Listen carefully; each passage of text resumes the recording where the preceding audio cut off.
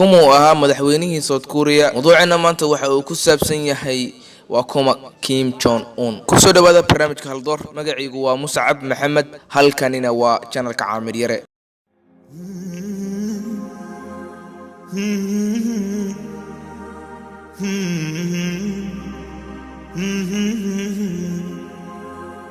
La la la la la la la la la la la la la la la. Kim Jong Un waa hogaamiye shuuci ah ee waqooyi Korea ama dawladda hanti wadaaga ee shacabka Korea Democratic People's Republic of Korea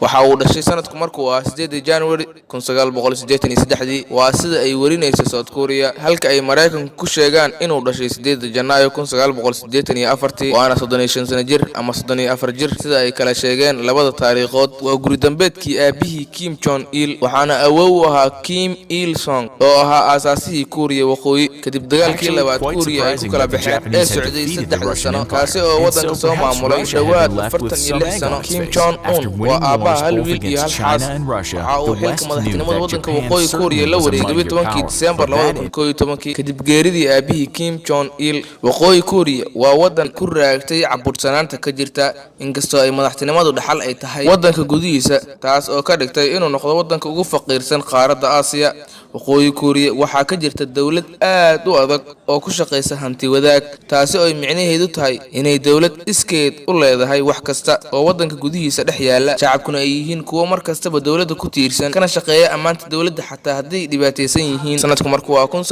1994 wadanka waqooyi Korea waxa ka dhacday abaartii ugu darneed ee soo marta taasi oo ay ku leedeen dad gaadhaya 2 milyan oo ruux dawladda waqooyi Korea waa ay diiday in wax macaawino ah la siiyo dadka u dhimanay gaajada 27 Abriil 2018 ayay ahayd markii ugu horeysay ee Kim Jong Un la kulmo dhigiisa koonfurta Korea Moon Jae-in waxa uu markalena la kulmay dhigiisa ay cadawadu ka dhaxayso ee Mareykanka Donald Trump oo uu kala kulmay Singapore waxa loo fasiray kelimadaas in uu doonayo in uu wanaajiyo xiriirka uu la leeyahay beesha caalamka ee uu go'doonka ka jiro barwaaqada iyo badhaadha yaala wadan kasta oo dunida ku yaala waxa uu leeyahay dhaqamo iyo caadooyin u gaar ah kuwa ay la soo dhasheen iyo kuwa ay dawladdu ku qasabta Kim Jong Un waa mid ka hadda haya madaxweynaha waqooyi Korea taariikhdiisa oo kooban waxaanu ku soo gabagabeyn doonaa halkani assalaamu calaykum waraxmatullaahi ta'ala wa barakaatuh